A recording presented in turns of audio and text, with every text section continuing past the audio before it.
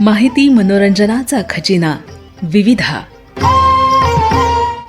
गीत संगीत संवादाचा अनोखा संगम विविधा, तुमच्या सोनेरी क्षणांचा सोबती कार्यक्रम विविधा विविधा विविधा. श्रोते हो, आज विविधा अंतर्गत नमस्कार अमरावती या कार्यक्रमात स्त्री पुरुष समानता आणि सद्यस्थिती याविषयी प्राध्यापक डॉक्टर भगवान पांडुरंग फाळके, स्त्री अभ्यास केंद्र संत गाडगेबाबा विद्यापीठ अमरावती यांची अजय घरडे यांनी घेतलेल्या मुलाखतीचा भाग दुसरा आपण ऐकणार आहात. या कार्यक्रमाचे सादरकर्ते आहेत भैयालाल टेकाम. नमस्कार अमरावती या कार्यक्रमात मी आपलं सगळ्यांचं मनपूर्वक स्वागत करतोय. आज आपल्यासोबत असणार आहे मी अजय घरडे आणि आपल्यासोबत असणार आहे कालपासून चर्चा करतोय आपण महिलांच्या वेगवेगळ्या विषयांवर आपण चर्चा करतोय. वेगवेगळ्या समस्या आहेत, वेगवेगळे मुद्दे उपस्थित झालेले आहेत, त्यावर आपण चर्चा करतोय. डॉक्टर प्राध्यापक भगवान फाळके यांच्याशी आपण चर्चा करतोय, जे सध्या स्त्री अभ्यास केंद्र अमरावती विद्यापीठ संत गाडगेबाबा अमरावती विद्यापीठ या ठिकाणी ते कार्यरत आहे आणि गेल्या अनेक वर्षापासून ते तिथे आपलं अध्यापनाचं काम करत आहेत. आज आपण त्यांच्याशी एका वेगळ्या विषयावर हात घालणार आहोत, त्यांच्याशी चर्चा करणार आहोत. जेंडर इक्वॅलिटी या संदर्भात आपण त्यांच्याशी चर्चा करणार आहे, कारण एक नव्यानं मांडणी सध्या पुढे आलेली आहे आणि त्या संदर्भात चर्चा श्रोते ही तुमच्यापर्यंत पोहोचली पाहिजे, हा एक आमचा मानस आहे. म्हणूनच आज आम्ही सरांना इथे बोलावलेलं आहे. सर, पुन्हा एकदा दुसऱ्या भागात आपलं खूप खूप स्वागत. धन्यवाद सर. सर, जेंडर इक्वॅलिटी या विषयावर आपण बोलणार आहे. तर जेंडर इक्वॅलिटी म्हणजे काय हे आपण अगदी साध्या सोप्या आणि सरळ शब्दात आमच्या श्रोत्यांना सांगा. जेंडर इक्वॅलिटी म्हणजे एका वाक्यात सांगायचं म्हणजे तर लैंगिक समानता असं आपल्याला म्हणता येऊ शकते. परंतु निश्चितच जेंडर इक्वॅलिटी ही एका ओळीत सांगण्यासारखी गोष्ट नाही. लैंगिक समानता जेंडर इक्वॅलिटी ही समजून घेण्यासाठी आपल्याला जेंडर इनइक्वॅलिटी ही समजून घ्यावी लागते.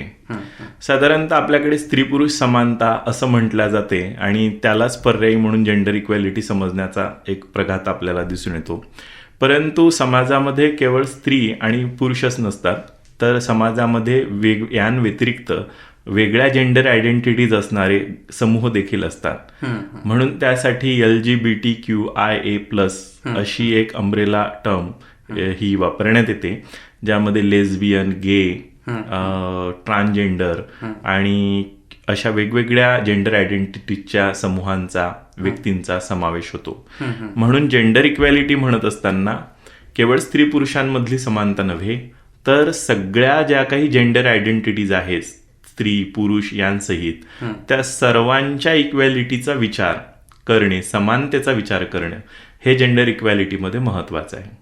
जेंडर इक्वॅलिटीमध्ये साधारणतः समान अधिकार, समान संधी आणि समान जबाबदाऱ्या आणि त्या जेंडरच्या संदर्भामध्ये समाजामध्ये जी काही एक त्यांना मागासलेपणाची स्थिती आहे, ती स्थिती घालवून त्यांना प्रगतीसाठी संधी उपलब्ध करून देणे हे पण जेंडर इक्वॅलिटीचाच एक भाग मानला जातो.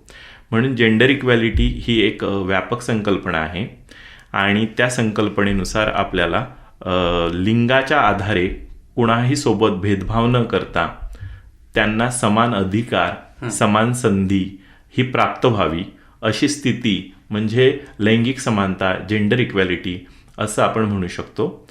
याला आणखी थोडंसं जोडता येऊ शकते आपल्याला की समाजामध्ये आज आपण जे काही स्त्री म्हणून किंवा पुरुष म्हणून आपल्यासमोर जे व्यक्तिमत्व असतात, हे व्यक्तिमत्व व्यक्तीची ओरिजिनल आयडेंटिटी नाही, तर सोशलायझेशन, सामाजिकीकरणाच्या प्रक्रियेतनं समाज आणि संस्कृतीद्वारा एखादं अपत्य जन्माला आल्यानंतर समाज आणि संस्कृतीद्वारा त्याची जी वाढ होते, ती वाढ करताना आपण त्याच्यामध्ये लिंगाच्या आधारे भेदभाव हा सुरू करतो.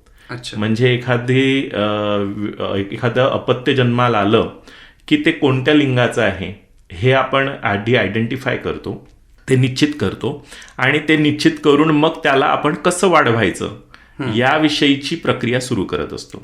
म्हणून या वाढीच्या जडणघडणीच्या प्रक्रियेमधूनच स्त्री आणि पुरुषाची ही वाढ होते आणि आपल्या समाजामध्ये लिंगाच्या आधारावर काही धारणा ठरलेल्या आहेत, काही त्यांच्या भावना आहेत.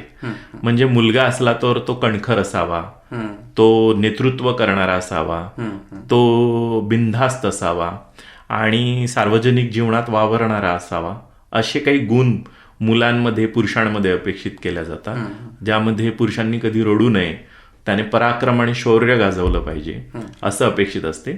आणि मुलींच्या बाबतीत एखादं बाळ हे मुलगी आहे असं आपण जेव्हा निश्चित करतो तेव्हा ती सोज्वळ, प्रामाणिक, आज्ञाधारक, भावनाशील, घरकाम करणारी अशा काही गुणांनी संपन्न असावी अशी आपली एक समज असते. आणि ह्या समाजाच्या रूढ धारणांमधूनच स्त्री पुरुष हे समाजामध्ये आकार घेतात, व्यक्तिमत्व, आणि त्यांच्यामधला भेदभाव हा तिथून जन्माला येतो. आणि हा भेदभाव दर्शवण्यासाठी, स्पष्ट करण्यासाठी जेंडर हा शब्द हा फेमिनिस्ट थिंकर जे आहे, स्त्रीवादी विचारवंत आणि अभ्यासक, त्यांनी पहिल्यांदा आणला. आणि म्हणूनच सेक्स आणि जेंडर हे शब्द एकमेकांसाठीचे नाहीत, तर सेक्स शब्द वेगळा आहे आणि जेंडर शब्द हा वेगळा आहे हे लक्षात घ्यावं लागते. सेक्स म्हणजे नैसर्गिक लिंग जे जन्मतः आपल्याला प्राप्त होते, बरोबर. तर जेंडर म्हणजे समाजाने दिलेलं लिंग. अच्छा. म्हणजे नैसर्गिक लिंग काय आहे हे बघायचं आणि त्याच्या आधारे हा पुरुष आहे, ही स्त्री आहे, किंवा हा मुलगा आहे किंवा ही मुलगी आहे हे ठरवायचं. आणि मग आपल्या समाजातल्या धारणा लादत लादत त्यातून पुरुषांची आणि स्त्रियांची जडणघडण होते, त्यातून स्त्री पुरुषपणाची चौकट असते आणि ती घडते, त्यातून व्यक्तिमत्व घडतात. भेदभाव यातनं जन्माला येतो. म्हणून जेंडर इक्वॅलिटीमध्ये हे अपेक्षित आहे की जेंडरच्या आधारावरती समाजात जे जे डिस्क्रिमिनेशन होते, जी विषमता निर्माण होते ती घालवणे आणि सगळ्या लिंगांच्या व्यक्तींना, वेगळ्या जेंडर आयडेंटिटी असणाऱ्या व्यक्तींना समान संधी आणि अधिकाराची प्राप्ती करून देणे हे जेंडर इक्वॅलिटीमध्ये आवश्यक मानल्या जाते. जेनझी आज दिसते. तर मग याच्या या काळात जेंडर इक्वॅलिटीची काय आवश्यकता आहे? खरं तर बोलताना खूप लोक दिसतात आम्हाला सोशल मीडियावर, कारण की माध्यम आहे आता ते बोलण्याचं, व्यक्त करण्याचं. तर मग आज याची काय गरज आहे? आपल्याला हे दिसून येते की प्रत्येक पिढी, प्रत्येक नवीन पिढी ही आधीच्या पिढीच्या तुलनेमध्ये ही पुढारलेल्या विचारांची असते. आणि हे आपण आपल्या पिढीच्या आणि आधीच्या पिढ्यांचा जरी अभ्यास केला तरी आपल्याला हा भाग दिसून येतो. मात्र समाजामधली जी काही लैंगिक विषमता आहे ही पुढारलेल्या पिढ्यांमध्ये पण कायमच वेगवेगळं रूप घेत असते. म्हणजे उदाहरणार्थ 1960-70ला एखाद्या मुलीने नोकरी करणं ही गोष्ट मान्य होणारी नव्हती, त्याला बंधनं होती. 1990 नंतर आणि आता आपण वर्तमान काळामध्ये जर एखादी स्त्री काम करत असेल तर तिच्यासाठी एक स्वातंत्र्य आणि तेवढा अवकाश हा प्राप्त झालेला आहे. पण म्हणून आजच्या काळामध्ये स्त्रियांवरची बंधनं, निर्बंध, विषमतेचा सामना करावा लागत नाही का? तर आपल्याला हे दिसते की त्यांना पण विषमतांना सामोरे जावं लागते आणि ही विषमतेचं रूप केवळ बदललेलं आहे. म्हणून पिढी झेंजी असो किंवा पुढच्या पण आणखी ज्या पिढ्या येतील, ह्या पिढ्या जरी आल्यात तरी विषमतेचं रूप केवळ बदललेलं असेल.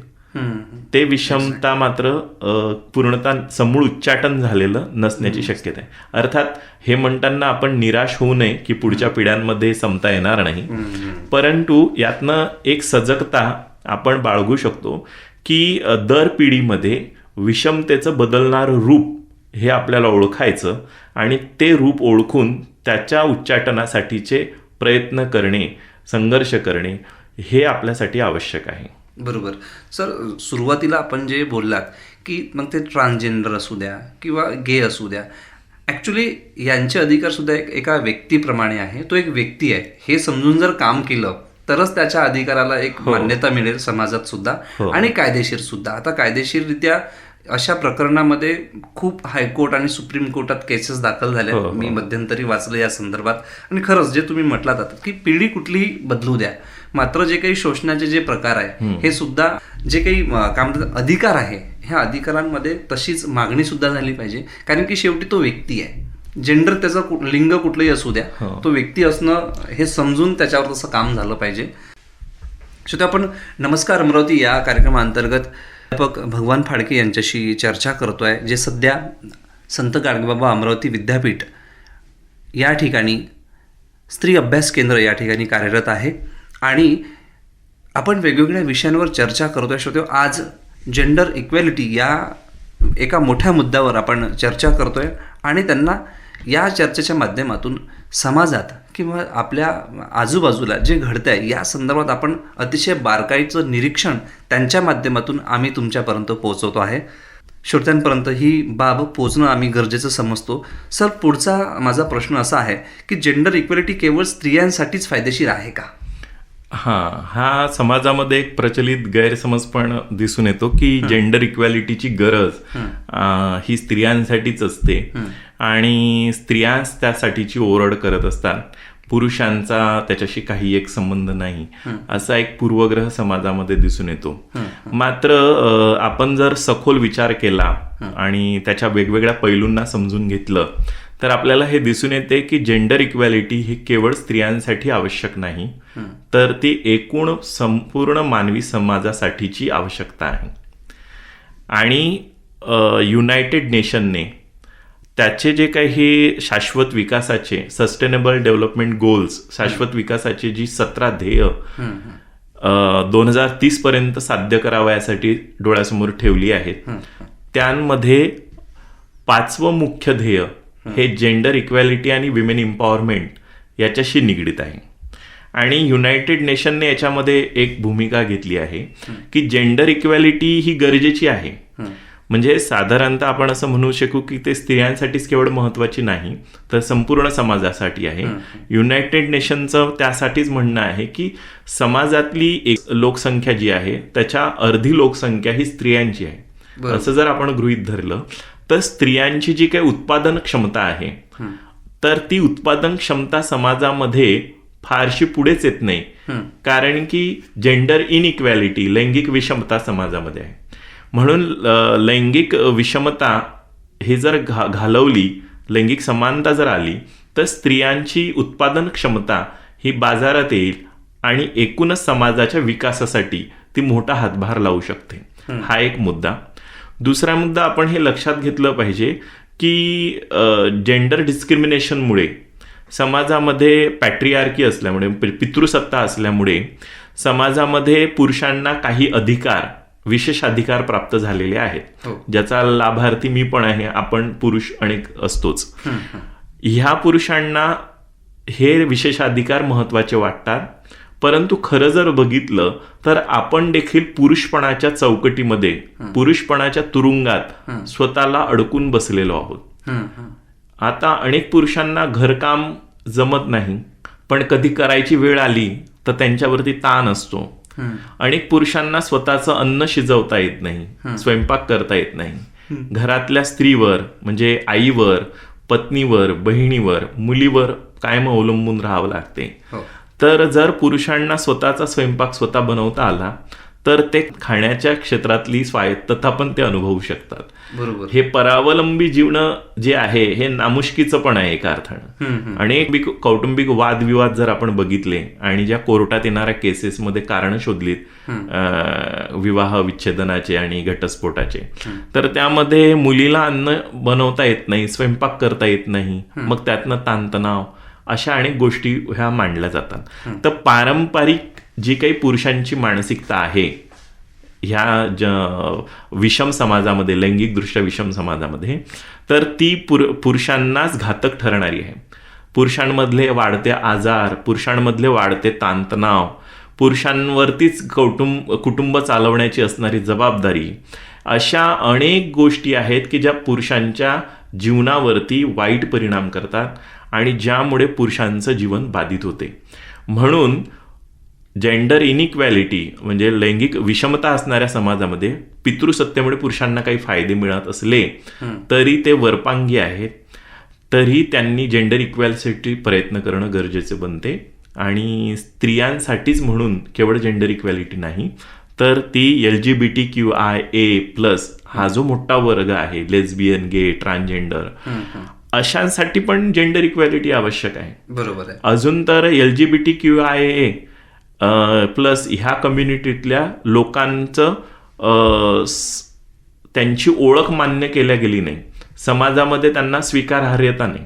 अजून पण शाळा, महाविद्यालयांपासून तर समाजातल्या कार्यालयीन वेगवेगळ्या ठिकाणी आपल्याला LGBTQIA यातली कोणती पण एक जेंडर आयडेंटिटी घेऊन त्या व्यक्तींना वावरताना किती त्रास सहन करावा लागतो, ह्याची आपल्याला काही केसेस दिसून येतात. तर स्वतःची जेंडर आयडेंटिटी यांनी मान्य केली तर त्यांना सामाजिक बहिष्काराला पण सामोरं जावं लागते. सामाजिक बहिष्कार येतो, ह्याच जोडीने पुढचा एक येतो की त्यांना आर्थिक स्वातंत्र्य नसते किंवा आर्थिक परावलंबित्व असते आणि आर्थिक गुलामगिरी पण त्यांना सहन करावी लागते. तर अशा अनेक गोष्टी आहेत की ज्या घडतात. म्हणून जेंडर इक्वॅलिटी ही केवळ स्त्रियांसाठीच नव्हे, तर ती एकूण जगाच्या, समाजाच्या विकासासाठी, राष्ट्राच्या विकासासाठी आणि पुरुषांसोबतच LGBTQIA ह्या संपूर्ण मानवी संस्कृतीसाठीच लैंगिक समानता ही एक आवश्यक गोष्ट आहे. अगदी बरोबर. बऱ्याच गोष्टींना आपण हात घातलात बोलताना, जसं की अन्न शिजवण्याचं किंवा स्वयंपाक बनवण्याचं. खरं तर ही माझी अशी समज आहे, स्वयंपाक करून ही कला समजतो मी. हो, कला. कारण जर ही कला तुम्हाला अवगत झाली तर याच्यामधून मोठ्या प्रमाणात तुम्ही एक आर्थिक लाभ, मोठ्या प्रमाणात पैसे कमवू शकता. आज क्लाउड किचन नावाची संकल्पना आलेली आहे. तुम्ही पुरुष असून जर घरी काय म्हणतात त्याला, ऑनलाईन सगळ्या हे जे प्लॅटफॉर्म उपलब्ध आहे, इथे जर तुम्ही स्वतःची कला सादर केली तर मोठ्या प्रमाणात आज म्हणजे पाहतोय मी की क्लाउड किचन पुरुष चालवतात मोठ्या प्रमाणात. आणि ही जर कला अवगत केली तर घरात त्या ज्या महिला आहेत त्यांनाही मोठ्या प्रमाणात मदत होईल. त्या स्वतःच्या क्षमतेला ओळखून दुसरं कुठलं तरी काम किंवा कार्य करू शकते. ही कला समजतो मी. आणि एक मोठ्या प्रमाणात जे आपण सांगितलं की कोर्ट कचेरीमध्ये हा सगळा विषय आज आलेला आहे. आणि मी अलीकडे एक प्रकरण असं पण वाचलंय की एका मुलीने, चांगली म्हणजे इंजिनियर मुलगी, तिने चांगला एक व्यक्ती म्हणून जॉब न करणाऱ्या मुलासोबत लग्न केलं. नंतर त्याला काही दिवसानंतर तिनं त्याला शिकवलं 2 पैसे कमवायला लग्न केल्यानंतर. आणि आज त्यांचा चांगला सुखाचा संसार सुरू आहे. सोबत राहतात, सोबत स्वयंपाक करतात. हे सगळं प्रकरण आता वाचलं. खरं तर मी असं समजतं की व्यक्ती स्वातंत्र्य जसं हे पुढे आलं, आणखीन जसं लोकांना बोलता आलं, तसं म्हणूनच हे सगळे प्रकरण आपल्यापर्यंत पोहोचले. पेपरमध्ये हे सगळं मी वाचलं तेव्हा खरं तर आनंदाची गोष्ट आहे. आपण बऱ्याच गोष्टींना हात घातला. याला जोडून एक सांगावंसं वाटते की लैंगिक समानतेची किंवा जेंडर इक्वॅलिटीची चर्चा ही हक्क आणि संधींच्या पातळीवरती जेवढी आपण केली पाहिजे, त्याचबरोबरीने ते कौटुंबिक सुसंवाद, स्त्री पुरुषांमधला सुसंवाद, एकमेकांसोबतचं सामंजस्य, प्रेम, विश्वास, या गोष्टींनी ते उलट प्रत्यक्षात येण्याची स्थिती अधिक बनू शकते. आणि काही ठिकाणी मात्र याच्या पलीकडे जाऊन अधिकार आणि संधींची दावेदारी आणि मागणी करणं हे देखील आवश्यक बनते. पुरुष जे आहेत बऱ्याचशा ठिकाणी ते खाद्यपदार्थ बनवण्याचं बाहेर काम करतात, हॉटेल्स असतील किंवा रस्त्यांवरच्या गाड्या असतील, परंतु घरात गेल्यानंतर घरातलं अन्न शिजवणे ह्या गोष्टीकडे ते टाळाटाळ करतात. कारण एक आहे की घरकामाला आर्थिक मोबदला नाही, बरोबर, आणि तेवढी प्रतिष्ठा पण नाही. म्हणून पुरुष तिथे काम करतात जिथे आर्थिक मोबदला आहे. म्हणून अशा ठिकाणी पुरुषांनी स्वयंपाक करणं हे तेवढंसं फारसं काही हे नाही, ते एक आर्थिक लाभाचा पार्ट म्हणून तो भाग असतो. समानतेच्यासाठी मात्र घरकामांमध्ये त्यांची इन्व्हॉल्वमेंट वाढणं हा देखील एक भाग गरजेचा बनतो. आणि ते आलं पाहिजे. खरं तर समानता जर कुटुंबातच आपण प्रस्थापित केली किंवा आपण तशी वागणूक जी आहे स्वतःपासून सुरुवात केली तर खरंच. आणि महत्वाचा प्रश्न आहे की जेंडर इक्वॅलिटीच्या दृष्टिकोनातून महत्वाचे जे प्रयत्न आहे या संदर्भात किंवा काय सुरू आहे यावर आपण बोललं पाहिजे, ज्यामध्ये जेंडर इक्वॅलिटीसाठी काय इनिशिएटिव्ह आपण घेऊ शकतो हा एक भाग आहे. खरं म्हणजे जेंडर इक्वॅलिटीसाठी युनायटेड नेशन आणि वेगवेगळ्या ज्या संस्था आहेत, भारत सरकार आहे, महाराष्ट्र शासन आहे, हे आपापल्या पातळीवरती वेगवेगळे धोरणं तयार करणं, योजना राबवणं आणि जाणीव जागृतीचे प्रयत्न करणं या दृष्टीनं कार्य करतच आहे. या दिशेनं आपल्याला आणखी काही महत्त्वाचे कार्य करता येतील, ज्यामध्ये आपल्याला कार्यालयीन ठिकाणी जर आपण विचार केलं तर कार्यालयीन ठिकाणी जेंडर ऑडिट करण्याची एक आवश्यकता आपल्याला दिसून येते. आपल्याकडे सोशल ऑडिट होतात आणि आर्थिक गोष्टींचं पण अंकेशन होते, परंतु अजूनही जेंडर बेस जे जेंडर ऑडिट आहे ते मात्र होण्याची स्थिती नाही. यामध्ये केवळ स्त्रिया किती, पुरुष किती, एखाद्या आस्थापने अंतर्गत किती आहेत, एखाद्या कार्यालयाच्या ठिकाणी किती स्त्रिया काम करतात आणि पुरुष काम करतात, एवढं केवळ मर्यादित नाही, तर जेंडर ऑडिटमध्ये बऱ्याचशा गोष्टींचा समावेश होतो. उदाहरणार्थ कोणत्या पदांवर ते काम करतात, त्याशिवाय नोकरी सोडण्याचं प्रमाण कुणाचं आहे, त्याशिवाय स्त्रियांच्या आणि पुरुषांच्या आर्थिक मोबदल्यामध्ये काही भेदभाव आहे का, याचा पण त्याच्यामध्ये शोध घेतला जातो. आणि अशा अनेक गोष्टींचा समावेश हा जेंडर ऑडिटमध्ये होतो. कार्यालयांमध्ये ज्या सभा होतात, मिटिंग्स होतात, बऱ्याचशा मिटिंग्स ज्या होतात त्यामध्ये केवळ पुरुषच बोलतात आणि एकतर्फीच तो संवाद असतो, म्हणजे ती चर्चा नसतेच मीटिंगमध्ये. कामाच्या ठिकाणी महिलांचा लैंगिक छळ जो अधिनियम 2013 आहे त्याच्या अंमलबजावणीसाठीचं सुरक्षित वातावरण तयार करणे, महिलांना सुरक्षित वातावरण कामाच्या ठिकाणी उपलब्ध करून देणे, सन्मानजनक त्यांच्यासोबतची वागणूक असणे, ह्या गोष्टींची आवश्यकता आहे. आणि जर महिला कमवत्या असतील तर त्यांचे पैसे खर्च करण्यासाठी त्यांचा अधिकार मान्य करणे. नाहीतर बरेच कुटुंबांमध्ये पुरुष जे आहेत ते महिलांची पैसे आहेत, वेतन आहे, आर्थिक जो काही त्यांना मोबदला मिळतो तो हडपण्याचं काम करतात. तर ही स्थिती बदलणं जेंडर इक्वॅलिटीच्या दृष्टिकोनातून गरजेचं आहे. विस्तृत पद्धतीने आमच्या श्रोत्यांपर्यंत ही माहिती पोहोचवली, त्यासाठी खरंच आम्ही आकाशवाणी अमरावती केंद्र आपले आभार व्यक्त करतो. आज आपण अगदी वेळातला वेळ काढून आलात आणि 2 भागांमध्ये खूप चांगली चर्चा, एक नवीन विषय श्रोत्यांपर्यंत आपण घेऊन गेलो, त्यामुळे आम्ही खूप आपले आभार व्यक्त करतो. नमस्कार. धन्यवाद सर. श्रोतेहो, आत्ताच आपण विविधा अंतर्गत नमस्कार अमरावती या कार्यक्रमात स्त्री पुरुष समानता आणि सद्यस्थिती याविषयी प्राध्यापक डॉक्टर भगवान पांडुरंग फाळके, स्त्री अभ्यास केंद्र, संत गाडगेबाबा विद्यापीठ अमरावती यांची अजय घरडे यांनी घेतलेल्या मुलाखतीचा भाग 2 आपण ऐकलात. या कार्यक्रमाला निर्मिती सहाय्य दिलं होतं अवंती मोरे यांनी. तांत्रिक सहाय्य गणेश देशमुख यांचं होतं. तर या कार्यक्रमाचे सादरकर्ते होते भैयालाल टेकाम. माहिती मनोरंजनाचा खजिना विविधा, गीत संगीत संवादाचा अनोखा संगम विविधा, तुमच्या सोनेरी क्षणांचा सोबती कार्यक्रम विविधा विविधा विविधा.